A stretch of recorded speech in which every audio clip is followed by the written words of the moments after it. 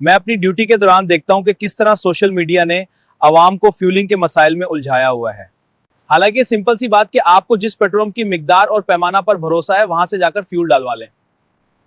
Petrol pump پہ جا کر ایکشن مارنا, او جی فیکس نہ کرو, او جی سپیڈ آہستہ رکھو, او جی مینول ڈالیں, جبکہ پتا کسی کو کچھ نہیں ہوتا. جبکہ کوئی بھی کسٹمر اپنی کسی ٹرک سے پیمانہ کم یا زیادہ نہیں کر سکتا. جب پیمانہ کو فکس کر دیا جائے کہ 1 لیٹر کے بجائے 2 پوائنٹ کم ڈالنے تو کم ہی ڈالے گا.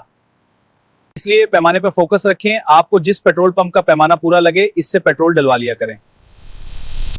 رش کے وقت آسانی کے لیے پہلے ہی میٹر پر قیمت فکس کر لیتے ہیں. یہ دیکھیں, اب کلائنٹس کو انتظار نہیں کرنا پڑے گا, اور اس میٹر پر رقم فیکس کرنے سے پیمانہ پر کسی قسم کا کوئی فرق نہیں پڑتا. اور 9 نوزل سے سپیڈ کم یا تیز کرنے سے پیٹرول کم یا زیادہ ڈلتا ہے, بس اصل اکائی پیمانہ ہوتا ہے. اگر سمجھ نہ آئی ہو تو ویڈیو دوبارہ دیکھیں.